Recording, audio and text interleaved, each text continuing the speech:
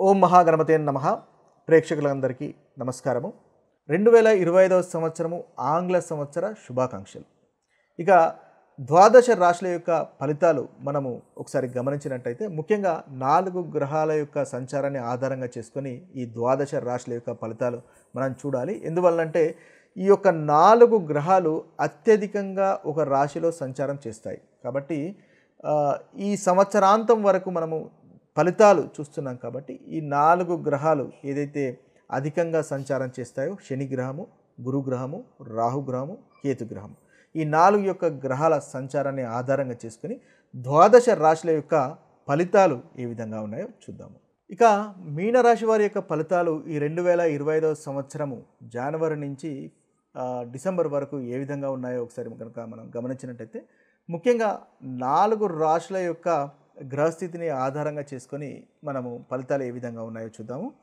ఈ మీనరాశి వారికి ముఖ్యంగా గురుగ్రహము, శనిగ్రహము, రాహుగ్రహము, కేతుగ్రహము, ఈ 4 యొక్క గ్రహాల యొక్క సంచారాన్ని కనుక చూసినట్టయితే గురుగ్రహము 3వ ఇంట్లో సంచారము, అదేవిధంగా 4వ స్థానంలో సంచారం అనేది ఈ మీనరాశి వారికి ఉంటుంది. ఇక 5వ స్థానంలో సంచారము అక్టోబర్ తర్వాత మీనరాశి వారికి గురుగ్రహం యొక్క సంచారము. ఇక శని యొక్క సంచారము మార్చి 29 వరకు ద్వాదశ భావంలో అంటే 12వ స్థానంలో సంచారం, తర్వాత 1వ స్థానంలో మార్చి తర్వాత 1వ స్థానంలో సంచారం ఉంటుంది. ఇక రాహు యొక్క సంచారము 1వ భావంలోను 12వ భావంలోను రాహు యొక్క సంచారము, అదేవిధంగా కేతు యొక్క సంచారము 7వ భావంలోను 6వ భావంలోను కేతు యొక్క సంచారం అనేది ఉంటుంది. ఇవి స్థూలంగా మీనరాశి వారికి ఉన్నటువంటి ఈ గ్రహ సంచారము.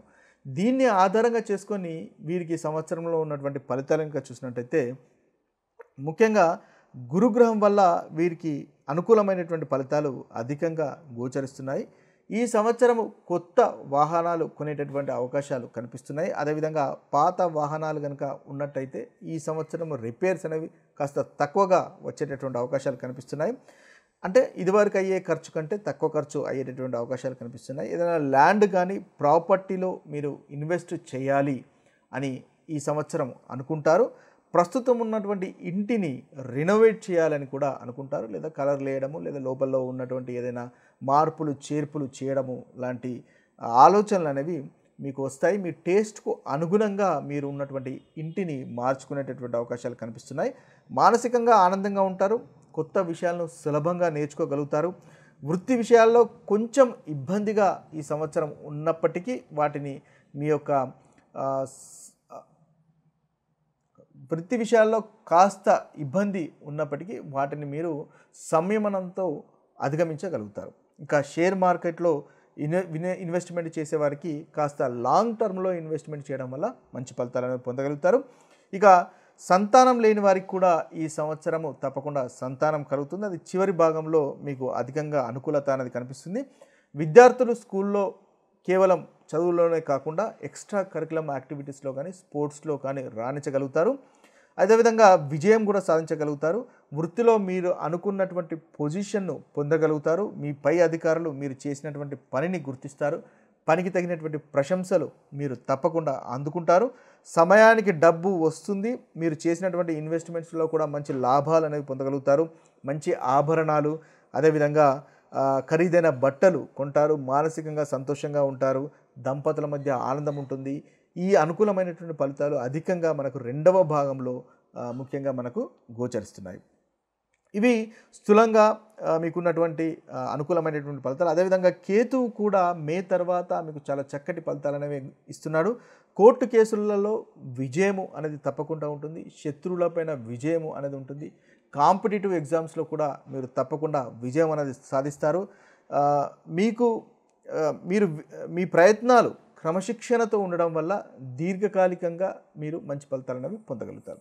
అనవసరమైనటువంటి వ్యయాలు పెరిగేటటువంటి అవకాశాలు కూడా కనిపిస్తున్నాయి. కాబట్టి ఖర్చులను జాగ్రత్తగా పెట్టుకోండి, సేవింగ్స్ను పెంచుకోండి. తద్వారా మనకు మీనరాశి వారికి మంచి ఫలితాలు అనేవి కలుగుతాయి. అనుకోని ఖర్చులు మనకి రాహు 12వ స్థానంలో ఉన్నాడు. మే తర్వాత అనుకోని ఖర్చులు ఉండేటటువంటి అవకాశాలు కనిపిస్తున్నాయి. అయితే ఈ ఖర్చులు మీకు మంచికి శుభకార్యానికే ఈ ఖర్చులు ఉంటాయి. కాబట్టి ఖర్చులకు తగినటువంటి ధన రాబడి కూడా ఉంటుంది. అయితే ఖర్చులు చేసేటప్పుడు దానికి సంబంధించినటువంటి ధనాన్ని సమకూర్చుకోవడానికి మీరు సేవింగ్స్ చేయవలసినటువంటి అవసరము ఎంతైనా ఉంటుంది. అయితే దాని గురించి రిస్కీ ఇన్వెస్ట్మెంట్స్ అనేవి చేయకుండా ఉండడం మంచిది. ఒకటికి 2 సార్లు ఆలోచించండి. లాంగ్ టర్మ్ ఇన్వెస్ట్మెంట్స్ మాత్రమే మీకు మంచి ఫలితాలు అనేవి కలగజేస్తాయని గుర్తించండి. దూర ప్రయాణాలు ఈ సంవత్సరము అంతగా అనుకూలించేటటువంటి అవకాశాలు కనిపించట్లేదు. ఆరోగ్య విషయంలో కూడా కాస్త జాగ్రత్త పడండి.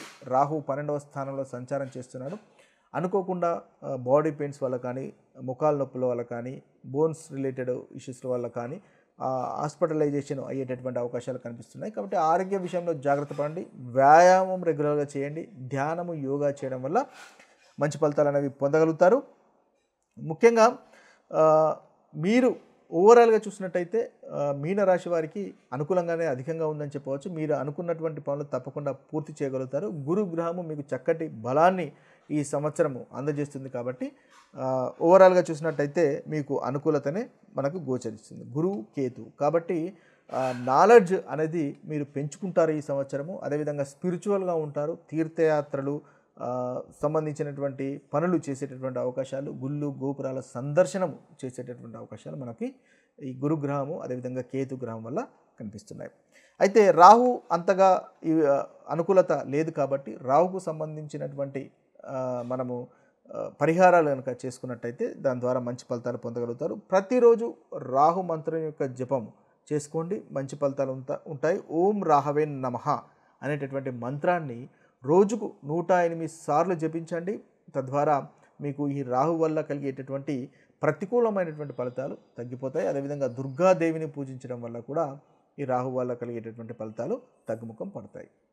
ఇవి స్థూలంగా ఈ రాశి వారికి 2025వ సంవత్సరంలో ఉన్నటువంటి రాశి ఫలితాలు.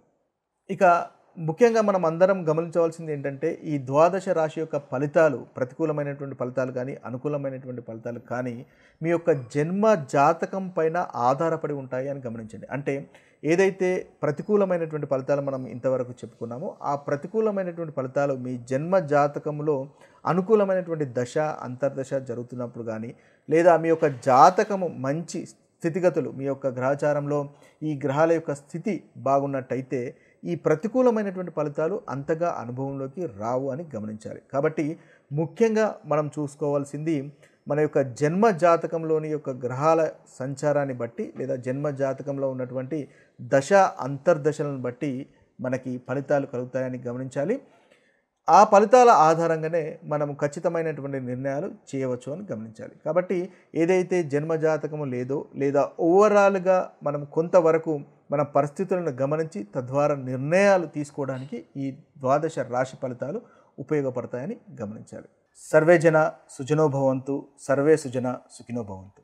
నమస్కారం.